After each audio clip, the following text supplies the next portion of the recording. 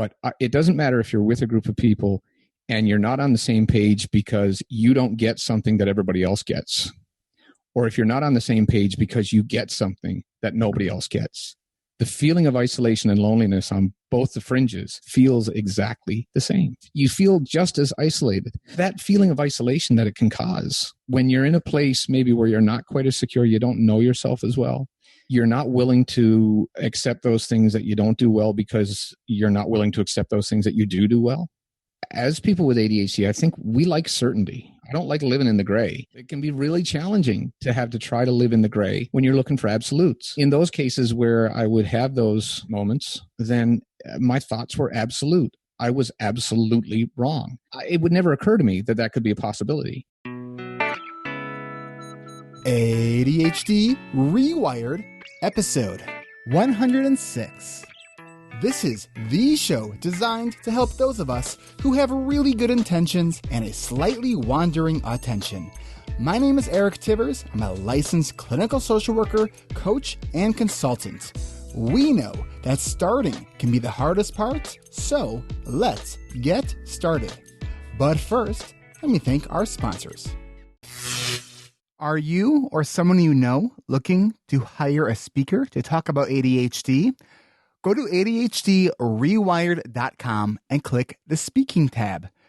Fill out the form there and we'll be in touch. That's ADHDrewired.com.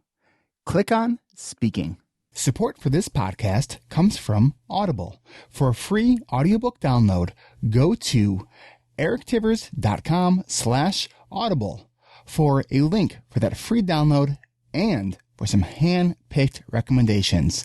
Go to erictivers.com/audible for your free audiobook download. Welcome back to another episode of ADHD Rewired. I am thrilled to welcome to the virtual ADHD Rewired studios my guest, Brett Thornhill.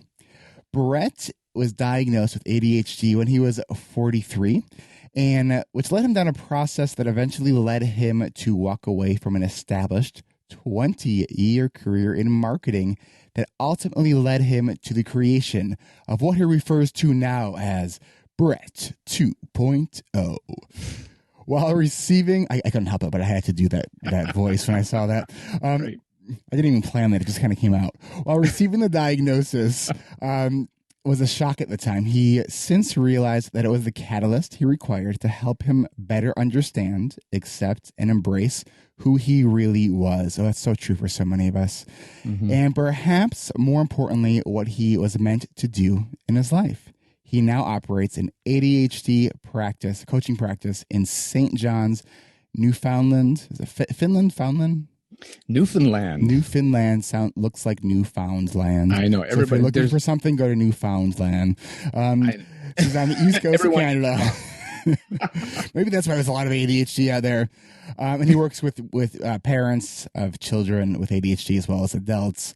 Brett, welcome to the podcast. And thanks so much for having me. I really appreciate it. This is great. I know that both of us are we're sort of having some almost senior pain. You're having back issues. I'm having rib issues. Were you a little under the weather this week? Yeah, no, it's just been, I've been, off my feet a lot, and I've been on my feet too much, and I've got, back issues, and I'm just getting old, man. Oh man. And you're not that, you're 40 something. What are you? 40. I'm almost 49. Almost 49, and we were talking about our back woes before I hit record, and we both had bone doctors say the same thing to us at different points of our life, and we have both been told that we have the spine of a 60-something-year-old. Yeah, it turns into a competition. It's like, oh yeah, well my doc said 75. Oh yeah. Well, I shrunk an inch and a half. There you go. True story. Welcome. And, if you need to take a break to walk around, move around, we'll just pause it and edit. And that's the beauty of podcasting. Thanks so much. I appreciate that. Well, thanks for being here, Brett. So where do you want to get started on your story? So let's just start with what is Brett 2.0? Well, you make it sound weird when you say it that way. No, it really, I think there's just been such a profound change in my life before my diagnosis, my ADHD diagnosis, and after. And I used to refer to myself as, this is kind of funny, but at first I would refer to myself as the bad Brett. Bad Brett was before ADD. And that's what you would say actually before you were diagnosed with ADHD, you would refer to yourself as bad Brett.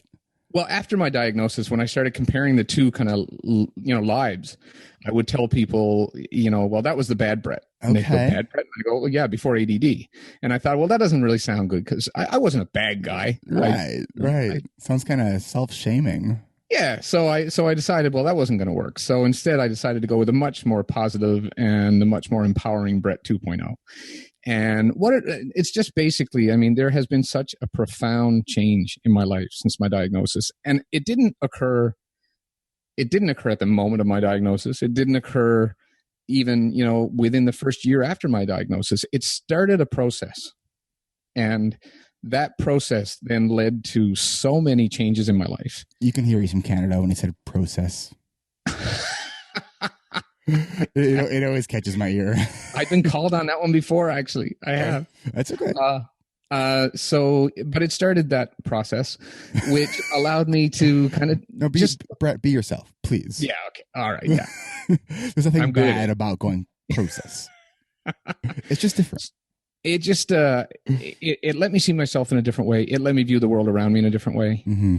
It's kind of the same experience that everybody has when they're diagnosed later in life, is that you get to kind of make sense of some of the things that haven't made sense to you up to that point. You don't find excuses for some of the things that have happened in your life, but you certainly establish reasons. And I think then it's what you do with that. It's like, how do you use that to shame yourself, which maybe is what I started doing at first when I would talk about the bad Brett, or do you use it to start to empower yourself? And there was a time when I think after my diagnosis, I very much went through what I found out since is pretty normal. I went through a mourning period. I think I went through this whole, there's that initial kind of shock, and then there's the denial, and then there's the acceptance, and there's the anger. And Depression, I know now that, I was mourning the person that I thought I might have been had I only known when I was 12. And I think that's such an important point. And I know that in past, it's probably been a while, but in past episodes, I know that we have talked about that grieving process when you do have that kind of later in life diagnosis, because you're grieving the life that could have been if you would have known. Right. And so I just think that's, when we understand that, it allows us to have some more compassion for ourselves, and to understand the process that we're going through. I know that when I was first diagnosed, the first few weeks after I started taking Adderall, like I got quite depressed, because I was very much in that, oh my gosh, like I struggled through school so much, and it's like now I could sit down and I could read a chapter, and I could tell you what I read. Like, I'm enjoying school for the first time in my life, versus it being something, oh, I have to do this. Like, now I'm enjoying learning. I always enjoyed learning, but the way that it was delivered, I always had a hard time with. So that mourning period, absolutely.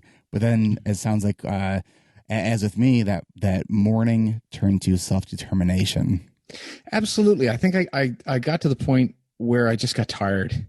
I got tired of kind of feeling sorry for myself. I still hadn't made the career switch, and that led to some pretty dark times and some pretty significant issues. But at the very least, when it came to the ADHD, and that's kind of where I arrived at what I now call, it's like the 3 pillars. It's the pillars that I use for my own life. They're the pillars that I use when I coach others. It's the 3 pillars of understanding, accepting, and embracing. First of all, you have to understand what ADHD is and what it's not, what it doesn't have to be. And then once you have a clear understanding of what's going on here, and you have reasons, not excuses, but reasons for why things are the way they are, then I think you can move into acceptance. And I'm always really careful to tell people that acceptance is not resignation. There's a huge difference between acceptance and resignation. I don't resign myself to anything, but I accept what is. And it's equally important to accept those things that challenge you and those things that you find difficult, as it is to accept those things that you're really good at, because sometimes that's even tougher. It's even more difficult to take on and accept, and to be able to acknowledge those things that you're really good at. So I find that really interesting. It's almost like if we're really good at something, we look at that and say, well, that's not work because it comes easy. It's too easy. Right. Right. It's like, no, like that's when we look at what are the gifts or the things that you're really good at and come easy, like that, those are called gifts. Yeah. Yeah. And that is part of the acceptance. Everybody kind of, when I talk about these, most people will think that the acceptance is all about accepting that, well, I can't be as good as I thought I was, or I can't do certain things, or I can't, but that's not even the biggest part of acceptance. The more, again, empowering part of acceptance is accepting who you are, not who you aren't. And then only from there, I think, can you get to the place where you can start to embrace who you are, embrace what it is you're good at, embrace the fact that there are others that you can get help from, embrace that help that's coming from others and is being offered from others, and find something in your life that is going to make it make sense. I mean, I spent most of my life feeling like a square peg in a round hole, just like most people who are probably listening out there. And finally, it's like, and it's weird because so many people that I speak to who have ADHD, they have kind of a similar story where they say, I know I'm supposed to do something. I just don't know what it is. I'm waiting for this flash of lightning to come where I figure it out. I feel so fortunate now that I honestly, for the first time in my life, I get to do what I really think I was put on this earth to do. But do you believe that, I mean, yeah, I hear what you're saying about the people waiting for that flash of lightning. And one of the things I tell people, well, you might be waiting for that a long time because the chances that you get struck by lightning are very, very low. Yeah. So you better go out there with a lightning rod and go find lightning. You know? Yeah, you do. You had to seek it. You have to look for it. It's like, and that, I guess, that's the danger in having this sort of a conversation sometimes. You know, when I talk about the diagnosis and the change it made in my life, yes, it made a change in my life, but that doesn't mean that I was passive and I sat back and didn't do anything. I mean, I had to go get it. I had to go after it. I had to find it. So there was an active, there was something, actively that I had to do. I started when I'd find things that blocked me or things that got in my way, my language changed from, I can't do that. I don't know how to do that, to which are very kind of, that's stopping language. That's stuff that stops you in your tracks, to language that was more along the lines of, I haven't learned how to do that yet. I have to learn how to do that. Yeah, I have to figure that out. Is so important. I am with clients in my office, especially with kids that I work with, where they're like, oh, I can't do that. I kind of always lean in. I'm like, yet? Yeah, exactly. And I try to encourage people to sort of have fun with the process, because if you allow it to be sort of this process of discovery and look at our lives as these experiments, and we get to see what works and what doesn't. Like, all right, so we don't know how to do that yet. Right. It's like, I haven't figured out how to have super healthy sleep hygiene yet. Right. I'm making progress, but I haven't gotten to where I want to be. Well, because how often do we use that as a fallback? It's, I can't do that. I'm in this job. I can't change jobs. Well, why can't you change jobs? Well, I can't change jobs because I have a house and I have a mortgage and I have kids and I have cars and I have, okay, so let's step back. Let's just, for academic purposes, let's just for giggles, let's talk about what would have to change for you to do that. And when you had that conversation, and they go, well, we'd have to sell a car. Okay, you'd have to sell a car. All right, let's put that over here. That's something you have to do in order to make this change. You get a list of things that suddenly, and some of them may be drastic, some of them aren't as drastic, and you get to say, you can no longer say, I can't, because now you know how you can. Now it's a choice. And it's a choice of how far down that continuum you want to go, that change continuum. Yes. You may want to go far enough down that change continuum. I mean, I had a 20-year career in marketing, advertising. What did you do as a marketer and advertiser? Then I want to come back to this. Okay. Yes, tell me what you did as a marketer and advertiser. And then I want to go down the and talk about what, as a cognitive behavioral therapist, we look at this as the downward arrow kind of exercise. So I do want to come back to that. So, but I'm totally interested in your Brett 1.0 career. Okay. Which, Brett 1.0 wasn't that bad. I mean, that's why it was difficult for me in some ways to accept my diagnosis, because I had a pretty good life. I had a great family. I have 2 kids. I have a wonderful wife that I've been with forever, as I told you just before the show. I mean, we've been together since I was 16 years old. And we were both talking about our wives before we hit record, and one of the things we were both grateful for, I mentioned that, you know, my wife is the reason my underwear gets picked up off the floor, and all other kinds of tasks that I try to, as often as I can, to let her know how grateful I am for her doing all those executive function types of things that probably wouldn't get done if it weren't for her. And, you know, Annie, my wife, I just blanketly refer to her as my prefrontal cortex. So let's just take this quick moment then. If your spouse or partner helps you out in a lot of these little ways, make a note to yourself today to make sure that you thank them for those little things. Yes. And if it's not something you typically do, you will be amazed by how appreciative that person is for being thanked for all those little things. Because I know that I don't try to leave a mess wherever I go. It just sort of happens like magically. But I always make sure to let my wife know that I appreciate all the things that she does to kind of help out. And she doesn't make me feel bad about it ever.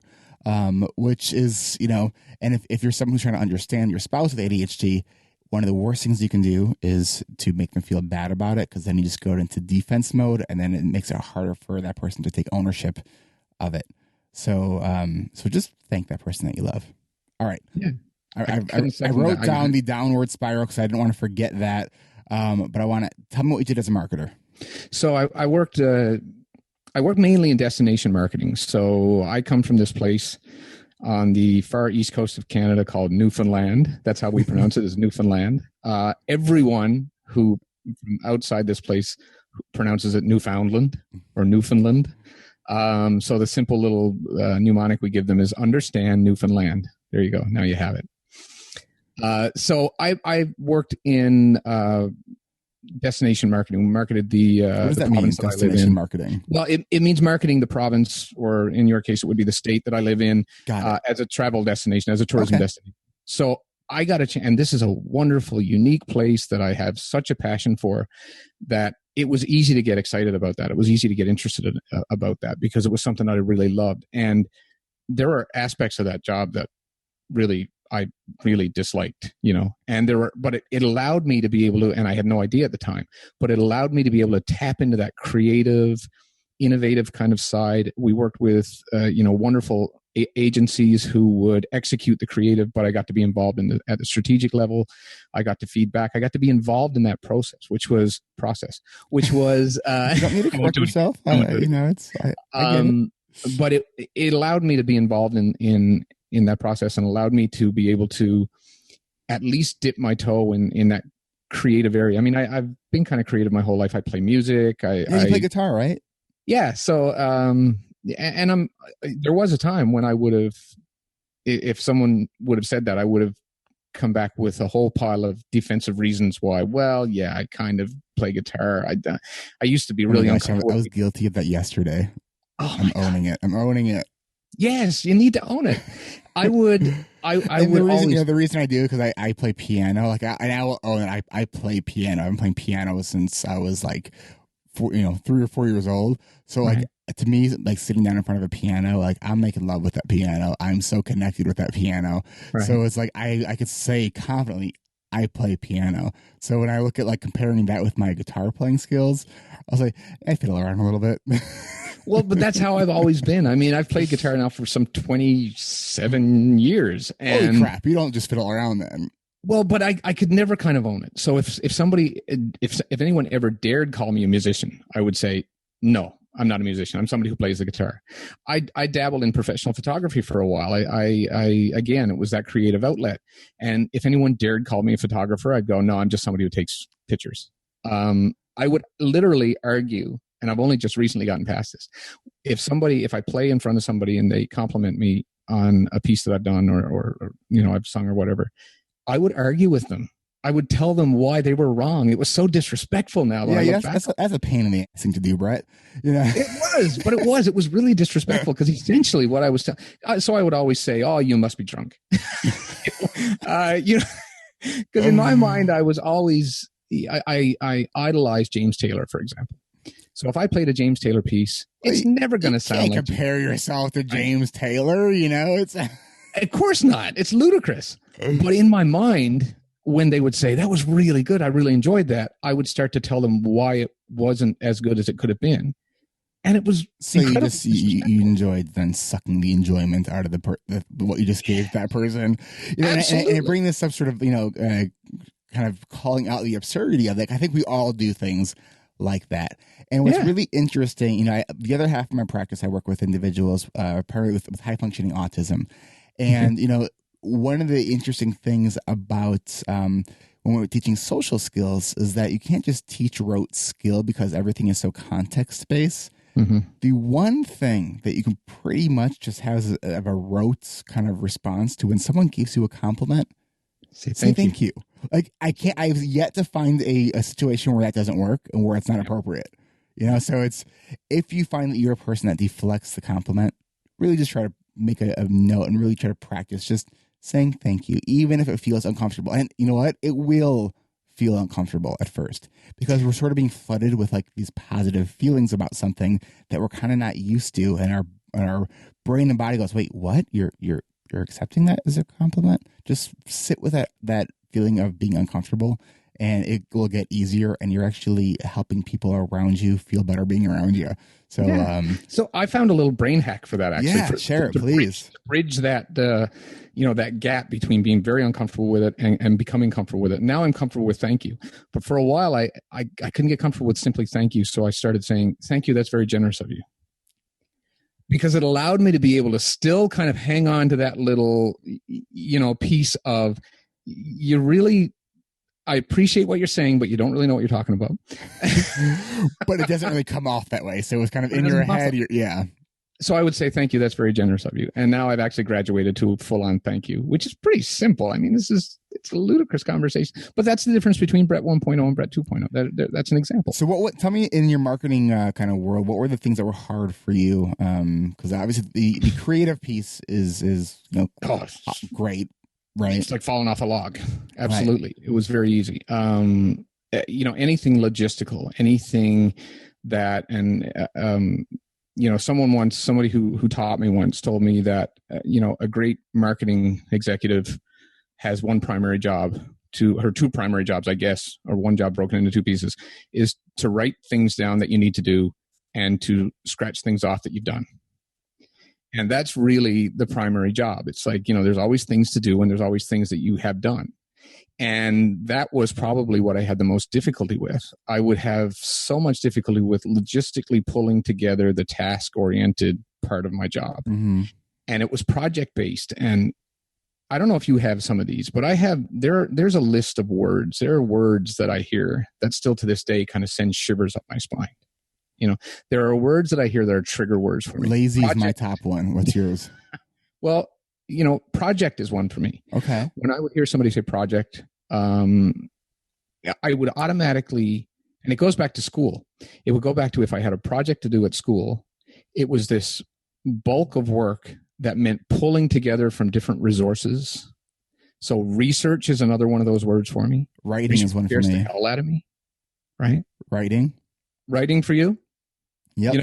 Writing. I like to research. It's the writing that I don't like. Well, you and I'd make a great team, because I'd love to write, but I hate the research. So there are these things that are very important in marketing that have to be done. I've always been a gut marketer. I've always marketed from instinct.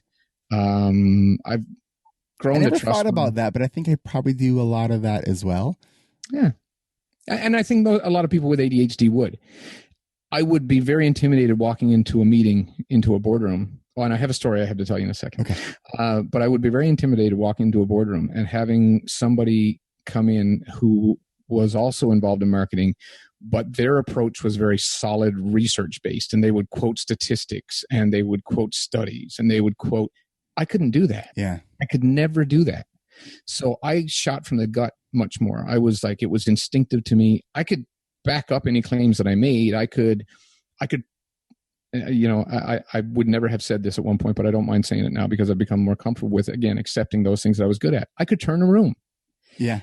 I relished in, rather than walk into a room where you're trying to sell a concept and wanting everybody in the room to say, that's a great concept, we're going to adopt that, that's fantastic. I would relish the opportunity to have someone disagree with it.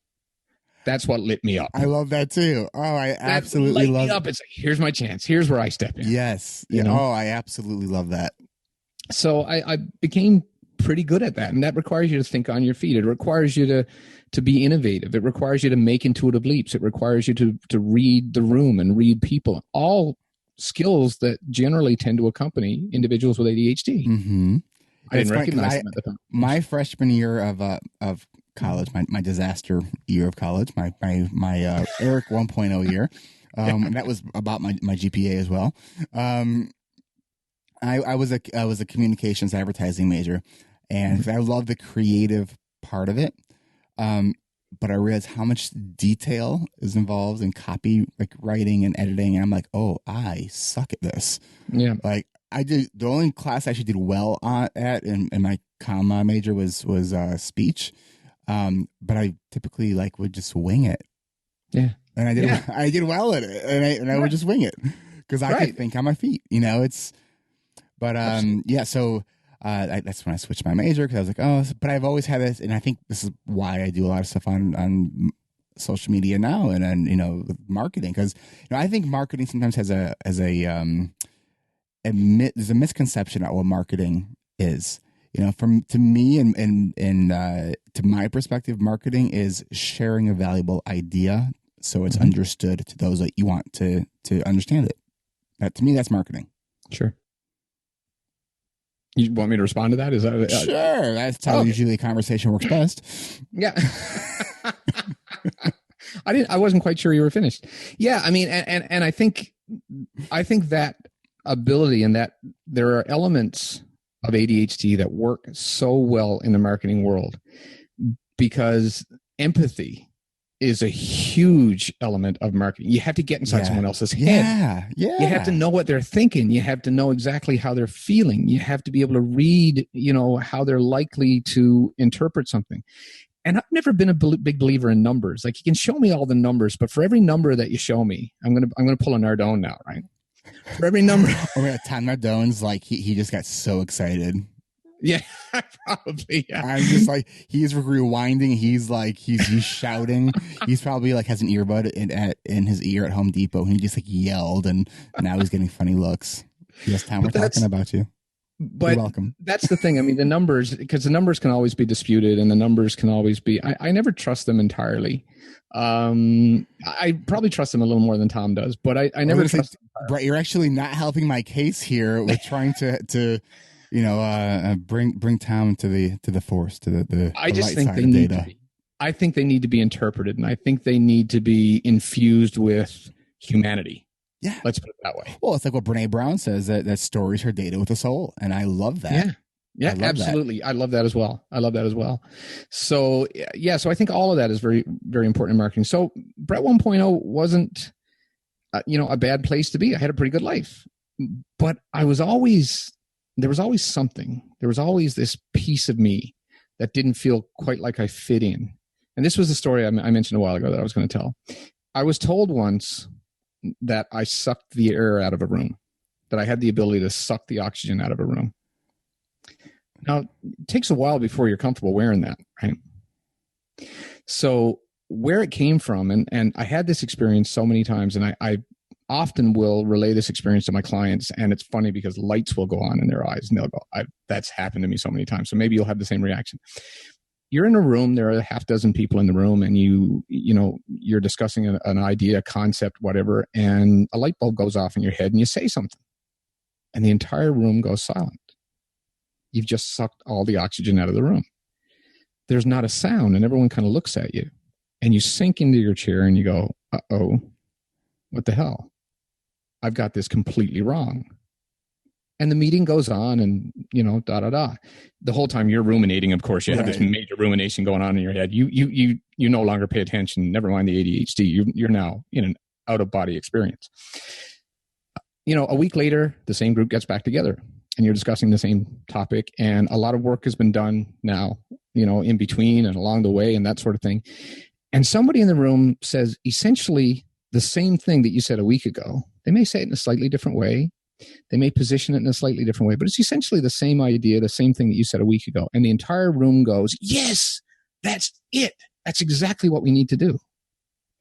And I would sit there literally like tapping my hand almost in my head going, hello, is this thing on? Hello. Didn't I say that a week ago? It's that. And I think, it's that ability to make those intuitive leaps that I've come to accept, I guess, since. And this is not about being arrogant. It's a skill that some people have that others don't. God knows that there were people around that table who could do things imminently better than I was capable of doing. But that was something that I could do, is make these intuitive leaps. And I started to realize that they just hadn't arrived there yet. It took them the week to get there to where I was, because they needed A, B, C, and D. And I went A, D, F, H. Yep. Right. So here's what I'm thinking and wondering about, is because I've certainly had that experience, especially when I like suggest something. It seems that like I get the blank stares and people don't know what the hell I'm talking about. Right. And then like something, then at a later point, someone will bring up that same idea, just as you said. So what I'm curious is, do you, because I actually take pleasure in that, and take pleasure in the fact that like I don't feel like that I need to say that's what I was saying, like, and like wanting the credit for it. Like I actually sort of feel like I'm this like spy, and that I implanted this idea and now the group has accepted it. Like, how do you feel about it? I don't know if I was always that way, because I think I'm more about like idea generation versus like give me the credit for the idea. Yeah. How do you feel about that?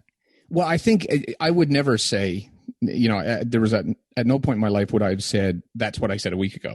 But I've only, I guess, gotten to that point that you're referring to very recently, where I was able to kind of internalize that and say, okay, I'll get my juice from the fact that I thought of that a week ago. I don't need that external juice from the credit that comes with it and stuff.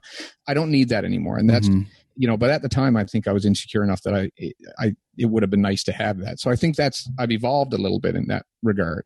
And I have this thing that I call the fringe theory, Fringe theory. Okay. What's the fringe theory? The fringe theory is that it doesn't matter if you're with a group of people and I'm not saying that this was always the case, believe me, but it doesn't matter if you're with a group of people and you're not on the same page because you don't get something that everybody else gets, or if you're not on the same page because you get something that nobody else gets.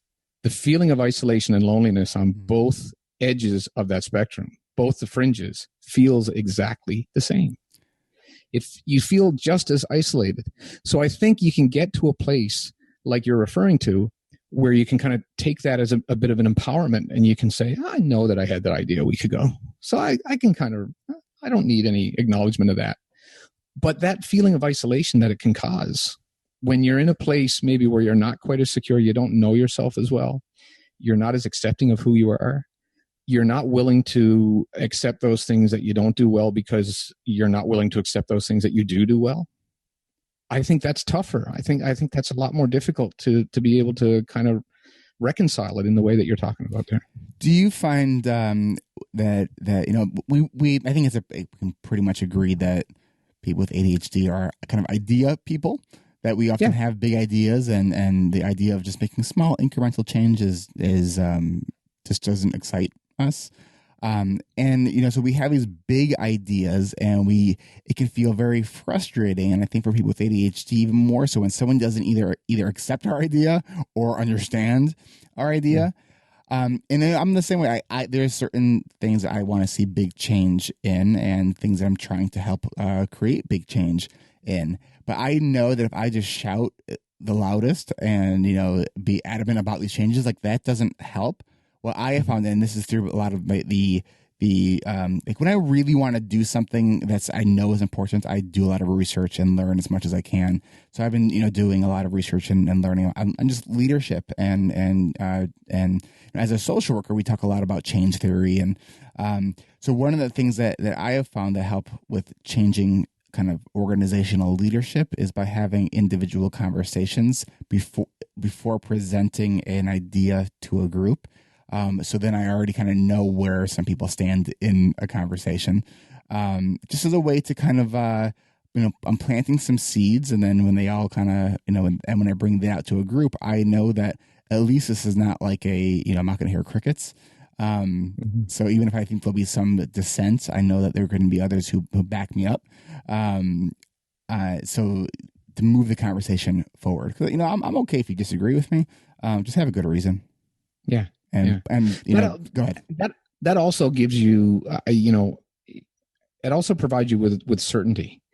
And as people with ADHD, I think we like certainty. Tell me I'm going to be wrong. Tell me I'm going to be right. But I'm not a big fan of ambiguity. I don't like living in the gray. And most of life is life is absolutely in the gray.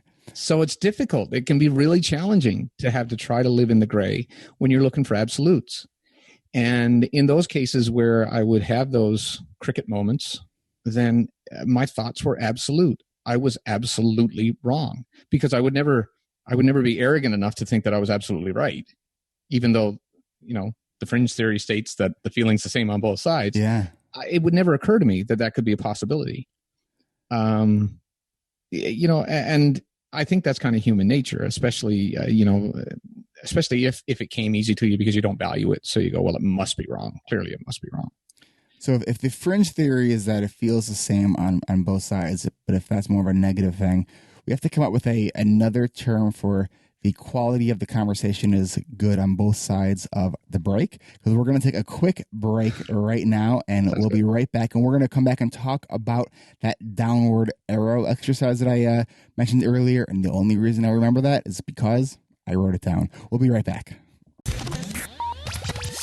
This podcast is brought to you by ADHD Rewired Coaching and Accountability Group. Next session begins in early May. Go to coachingrewired.com and prepare to get your ADHD rewired. Audibletrial.com/ADHD rewired for your free download. Trial.com/ADHD rewired. Trial.com/ADHD rewired. Go to audibletrial.com/ADHD rewired for your free audiobook download. And we are back with Brett Thornhill. We're talking about Brett 2.0, fringe theory, leadership, and we're going to talk about the downward arrow kind of exercise. We were talking at the beginning of the conversation today about the what ifs and when people say, "Oh, I can't do that." And I really wanted to come back to that because I think there's a lot of value for all the listeners in exploring that. Mm-hmm. So you were saying when you're talking to someone that says, I can't do that, I can't leave the job because, and they say they can't because it's the car, the wife, the kids, all the other reasons why we say we can't do it. And you were setting it up saying that, well, so if you got rid of the car, if you sell the house, like all these things that might be uncomfortable, but you can do it. Yeah. So I like to take this. It's a very similar idea, and it's called the downward arrow exercise, where you're worrying about something. It's like, well, I can't leave a job. Like I won't be able to pay the mortgage. Okay, so let's assume the worries are true. Okay, and let's actually explore it from a logical, not emotional point. Okay. So let's say you lose the job. Well, what does that mean? So I might lose my income. Okay. What does that mean? I might not be able to, pay the mortgage. Okay. Well, what does that mean? Mm-hmm. Then I might lose my house. Okay. What does that mean? Then I'll be homeless. Okay. What does that mean? And is that real? Is that realistic? Is there any other, do you have savings? So we kind of look in these things. And one of the things we find when we kind of take the exercise, when we start to repeat the same thing, when we go as far down as possible, we find the core of what our fear is.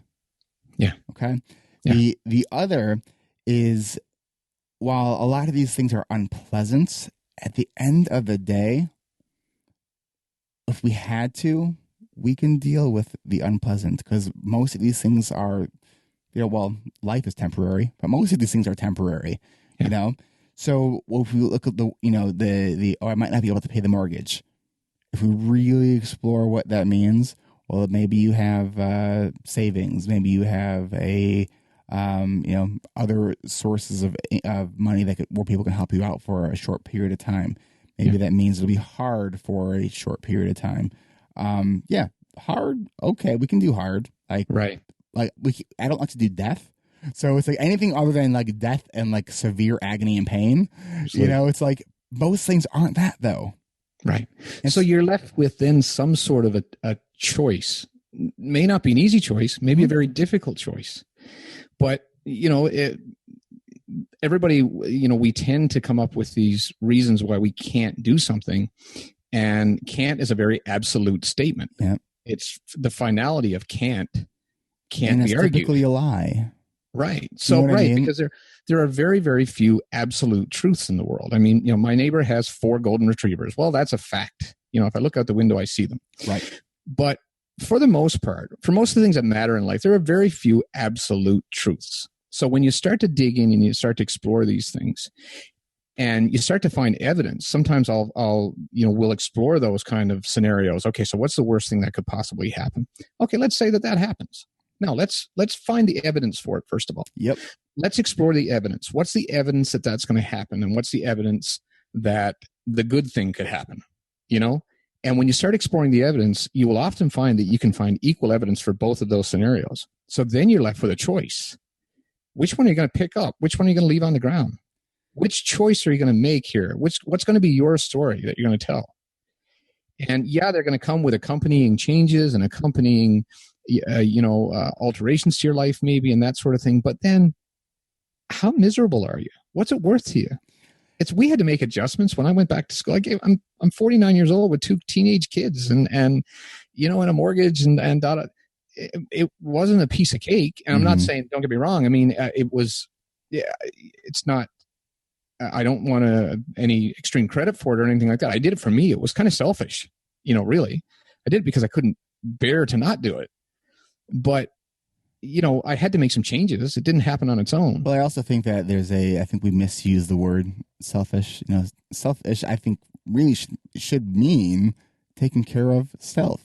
Self-centered, which is what I think often people mistake as selfish. Self-centered is doing just for yourself and screw everybody else. Because when you take care of yourself, then you can take care of those who matter most in your life. It's the reason when you're on an airplane, they say, take the oxygen first. And then if you have a kid, then give them the oxygen. Because if you give your kid the oxygen first, you're going to give them, one breath of oxygen and then you're going to be dead. And then your kid can't get any more oxygen. Yeah. Right? Yeah. I agree completely. And I actually, I've kind of boiled that down and reduced that to, again, I draw this line between 1.0, 2.0, whatever. I don't want to overuse it, but there was a time when I was really overly concerned about being self-centered, and self-centered was completely taboo. Everything I did, I was afraid of arrogance, narcissism. I was afraid of being self-centered. And then I realized that it was okay to be a centered self, which is very different than being self-centered. I like that. Being a centered self means just that. It means putting the oxygen mask on first. It means taking care of yourself so that you can take care of others. It means being able to recognize those things that you're good at. It means being able to recognize those things that come naturally to you so that you can be the best you that you can possibly be. I drop my kids off at school every morning with one refrain. They get out of the car and I go, be the best you can be. And that's all I want you to be. And how old are your kids? 17 and 13. And believe me, if I forget to say it some morning, they wait for it. They wait outside. That's awesome. That's awesome. I thought at one point that it was kind of just going, oh, okay, they're not even hearing this anymore. And then I forgot to say it one morning to my 17-year-old daughter, and she stops and she's waiting and she's looking at me like, Dad. And it dawned on me, oh, be the best you can be, hon. That's awesome. And so they haven't rolled their eyes yet. And I have 2 phenomenal kids, one of whom 17, my daughter has ADHD as well. She was diagnosed after me. So we flipped the convention. Yeah, that's interesting. Yeah, we did it the other way around. And it's been wild to watch her become so accepting. I mean, ADHD is part of our house. It's what I do for a living. It's talked about. There are no hushed tones in my house about ADHD, Yeah. I mean, if you listen to the podcast regularly, you've heard every once in a while my son will make a cameo, and he's 4, on the podcast. So he knows ADHD. I mean, he doesn't necessarily fully grasp what it is. Sure. Although a couple of weeks ago, he tells me I need to go to the bathroom, and I'm like, all right, do you want me to help you, or ask him if you need help? And he said to me, "No, Daddy, you distract me." My wife and I just looked at each other and were like, does he know what that actually means? It was funny. He probably does. It's osmosis. Sure he does. Yeah. Eventually it comes. And that's what's happened with Allie. I mean, my daughter. She's become very accepting of her ADHD being a difference and not a disability. Mm-hmm. And it's happened very organically. It's happened very kind of, and she's become quite an advocate as well. Again, good for her. And that's the part I'm sure speaks volumes of what you've done with her as her dad. Well, she's a remarkable young woman, so she's easy to be proud of. There's no doubt about it. That's awesome. Yeah. That's got to feel really good. But I think you're right. I think that downward arrow, however you want to phrase it, I think is vitally important to be able to break down those barriers and to be able to get through the can't to find the won't. Mm-hmm. Right, 'cause there's a difference between I can't yet versus I don't want to, I'm not going to do and that's okay. Right. You could say I'm not going to, I can, but I don't want to. I don't want to learn that. I make the decision, but know what the trade-off is. Right. And that's perfectly okay. I don't hold up any sort of a golden chalice and say, look, this is what you had to go for. And it means self-sacrifice. And it means always, never saying I can't, or I won't, there are things you don't want to do in your life. That's okay. You don't want to sell the second car? Don't sell the second car. You don't want to extend your mortgage? Don't extend your mortgage. But don't sit there and say, I can't. You're then making a conscious choice. I'm okay with that. You're okay with that. And so you should be. There's no judgment whatsoever. Yeah. But we kind of hide behind that can't sometimes without fully exploring it. Or even realizing that we're doing it. Yeah. I think for me in the last 2 years, I really recognized that my belief around my sleep hygiene, I was telling myself I just can't go to bed on time.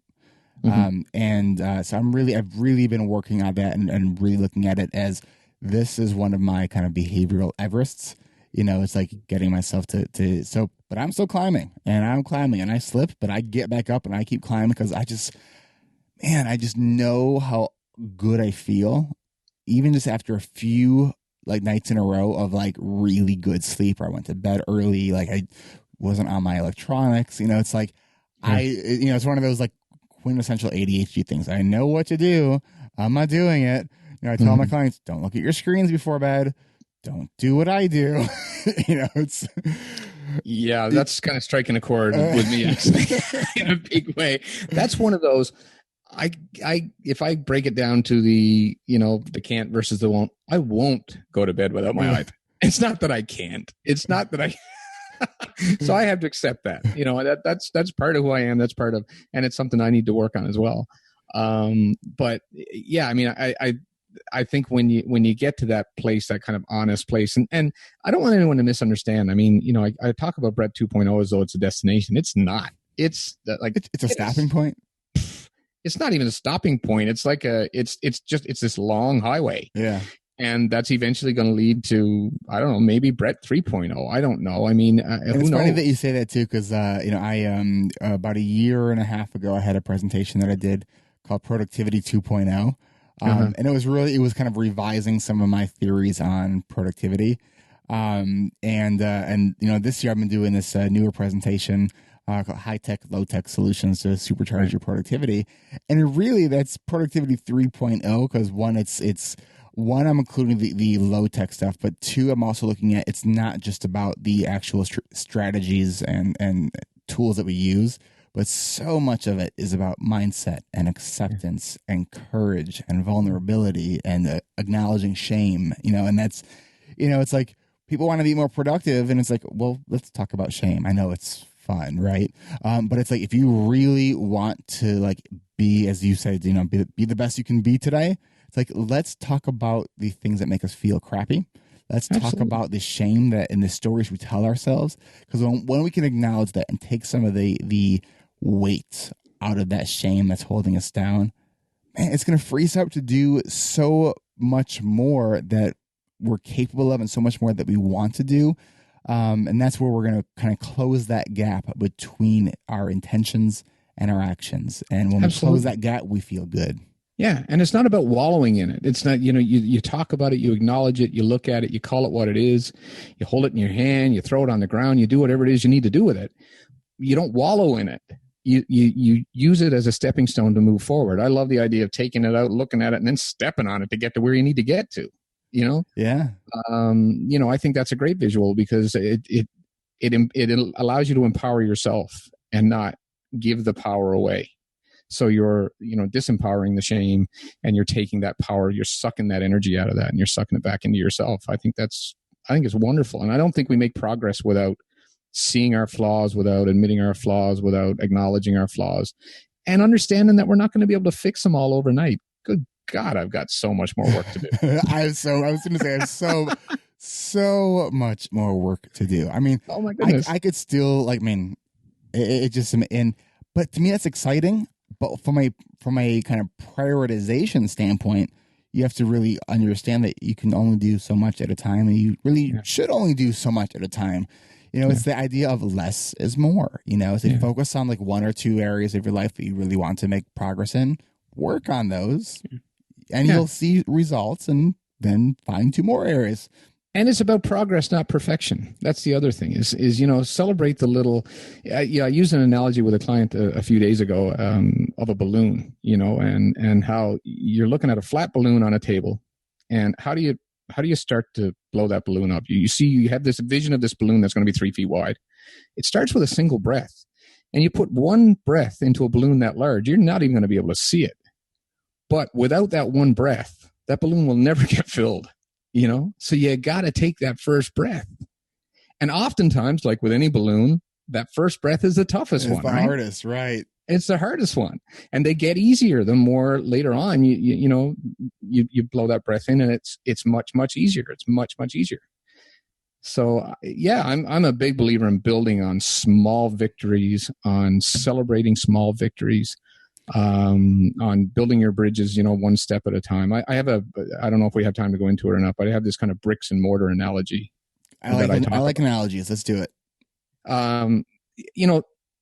You want to build a structure. I mean, I don't like to think of it as a wall because a wall is obtrusive, but you want to build a structure, and the structure is your life, and the structure is going to be made up. Mahan, and let's talk about the wall of awful. Then you climb over the wall, but go ahead with your bricks and mortar. Oh, really? Analogy. Okay, all right. So your wall is, or your structure, your life is going to be built of bricks and mortar, and if your bricks are all of the outside kind of acknowledgement that you get, and all of the pats on the back that you get, and all of the stuff that you're empowered from the outside in, then that's great. And I don't discount that, because without the bricks, that structure is not going to get very high.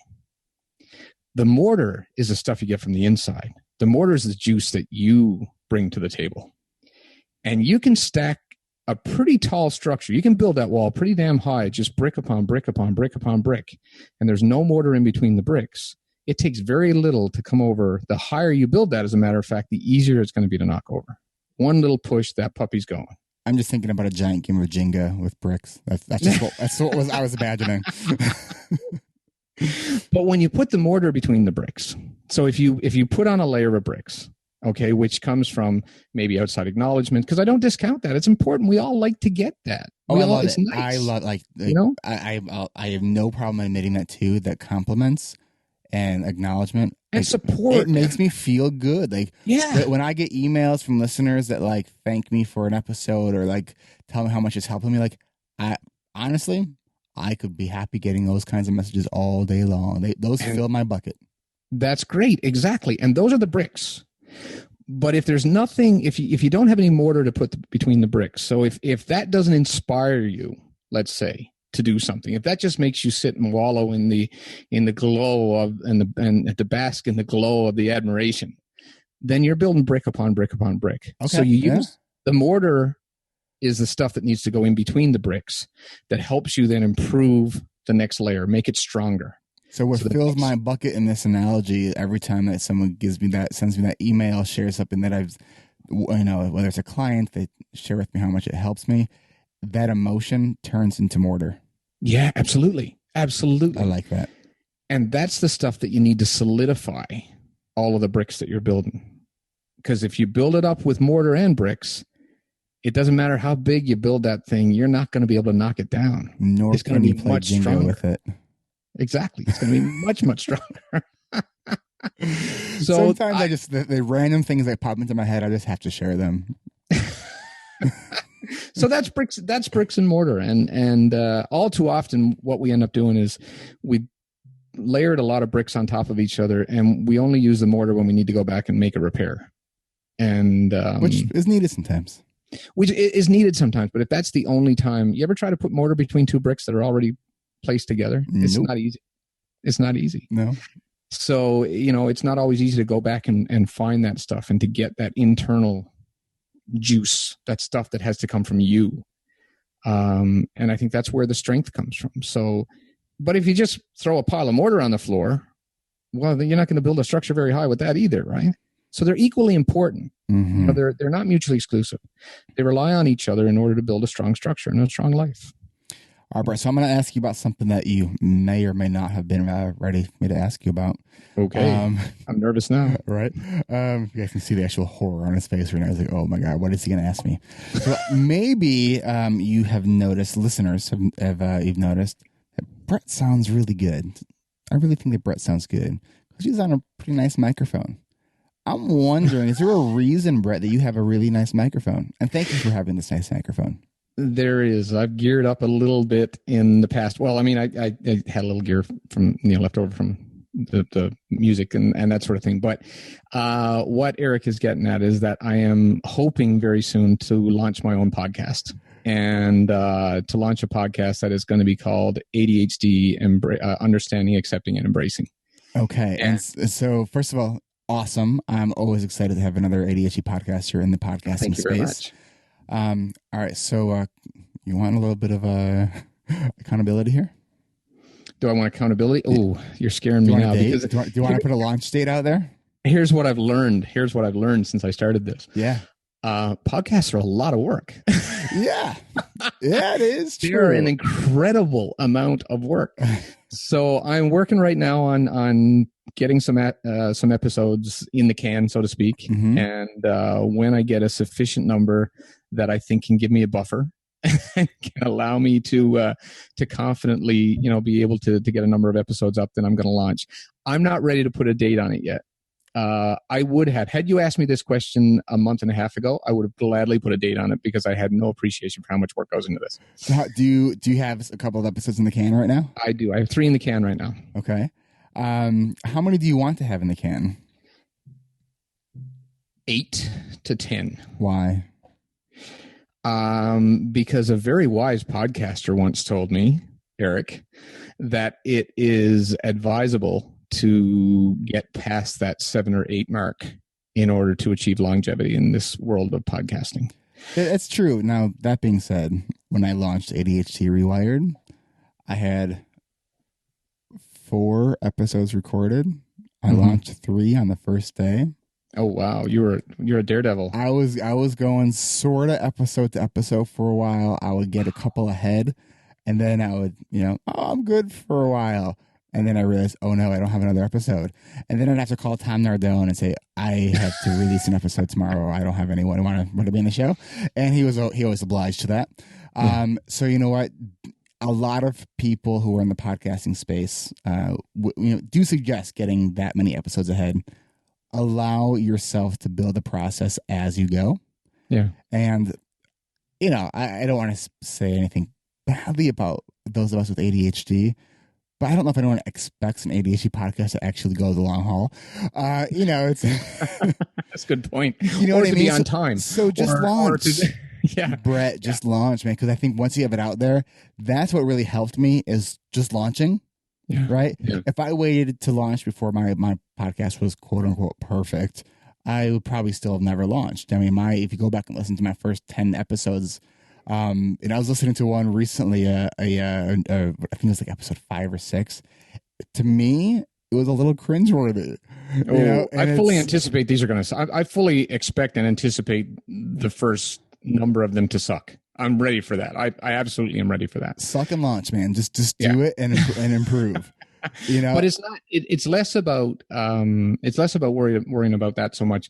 My practice is also my coaching practice is also relatively new, and I have to maintain focus on that. So it's a matter of juggling and again, part of being a centered self is hoping to know what my capabilities are and to not overstretch myself. So that's part of it as well. It's just, I want to be comfortable enough to have enough in the can so that I've got a buffer and I can, there's an expression we use here. It's going to mean nothing to you, but it's like, what happens if the queer thing happens, right? Like the queer thing is like that thing that you just don't know is going to pop up. That's going to come up. If the what thing happens?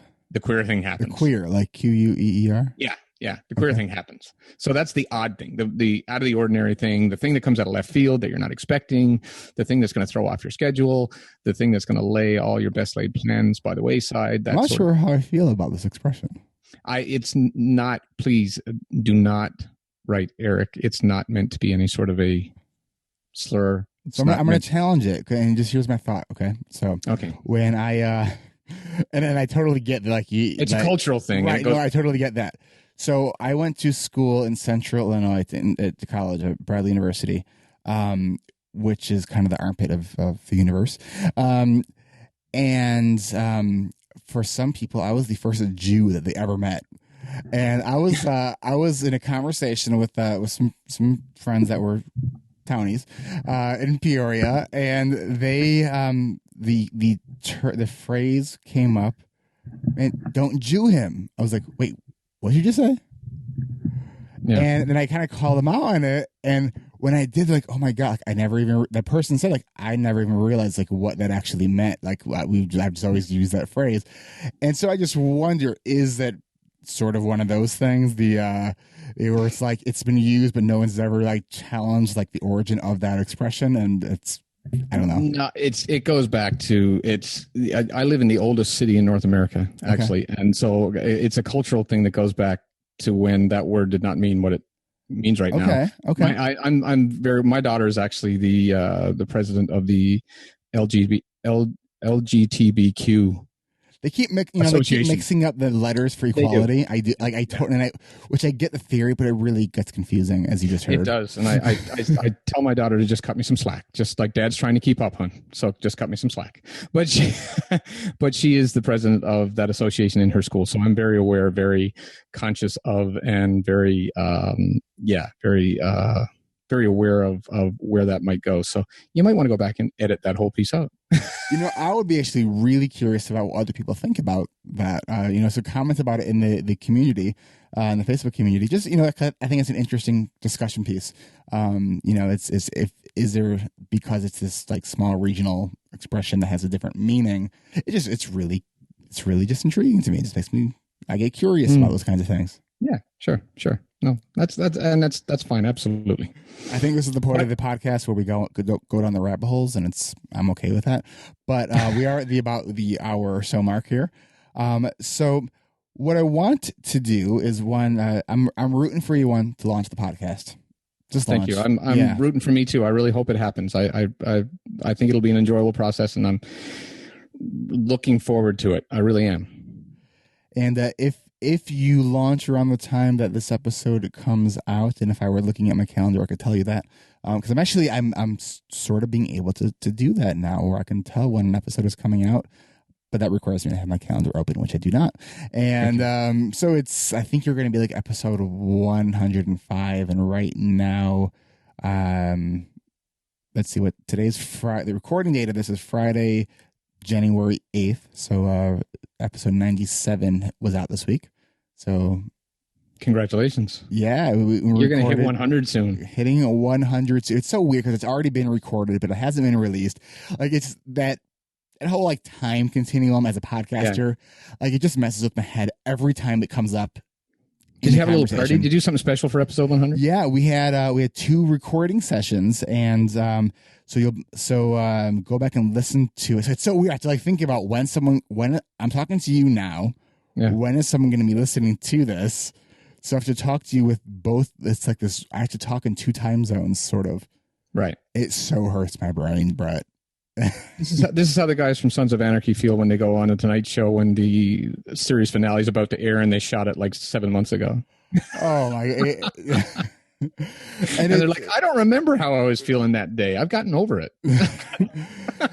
Wow, yeah, it is, and it's like that's part of it, and it feels sort of unauthentic in a lot of ways because it's but so if you haven't listened to it, what we did was we had a dozen or so people in 2 different recordings come on, and we had about 10 minutes or so each.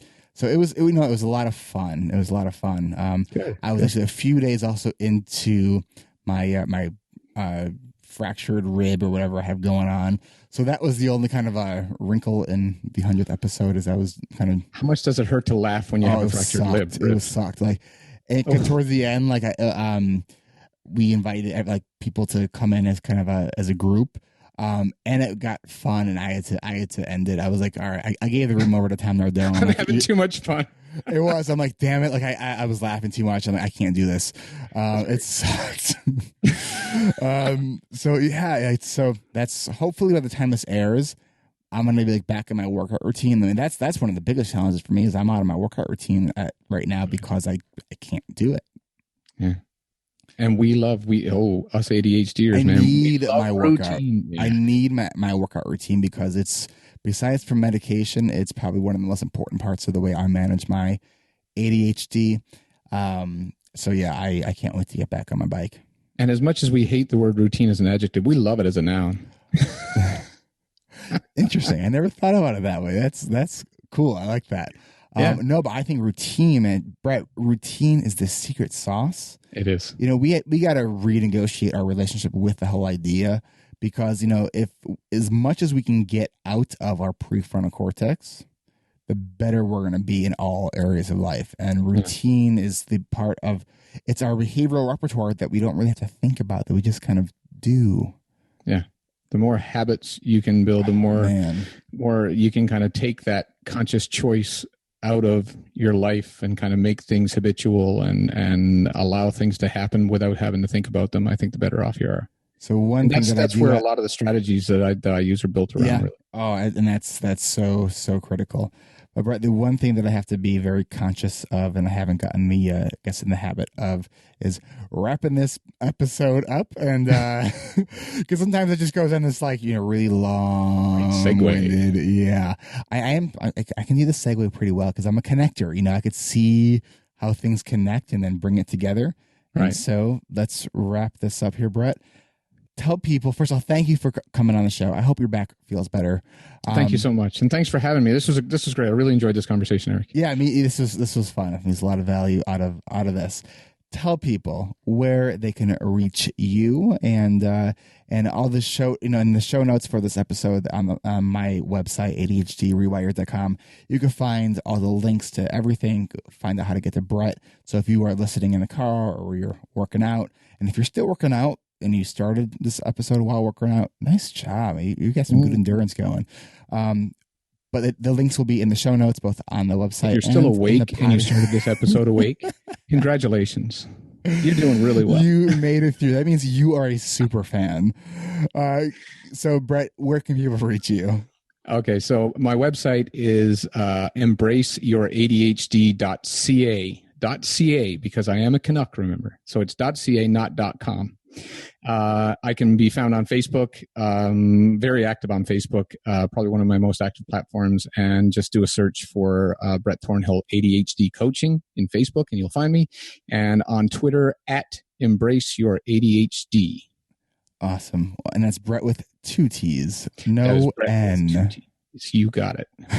No N, no, yes. Did Brett, we talk about that before we hit record? I don't even remember.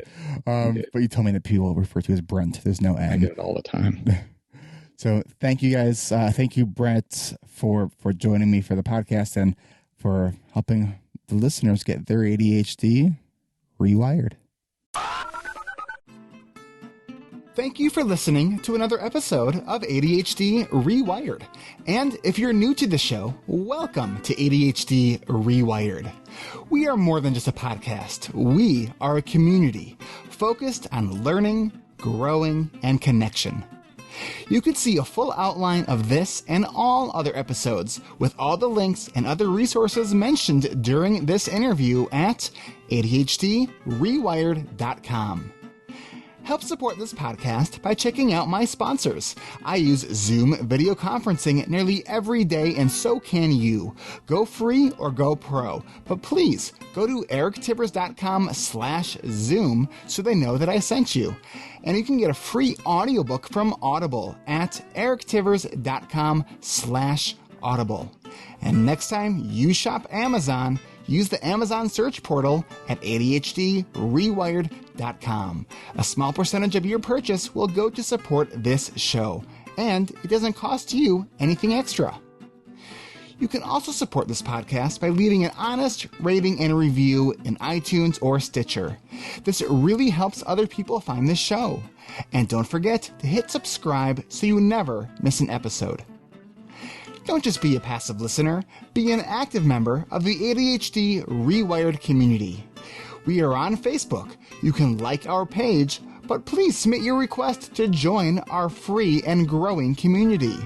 And don't forget to check your other inbox because I screen everybody before they come into our community. Looking for a coach? If you're still listening at this point and you answered yes, come to my website at ADHDrewired.com and schedule your free 20-minute consultation, or call me at 224-993-9450. Is your school, business, or organization hiring speakers? I provide fun and engaging presentations full of practical solutions that both educate and entertain. Hire me for your next professional development day or corporate training event. Go to ADHDrewired.com/talks. Thanks for listening. I'll catch you next week.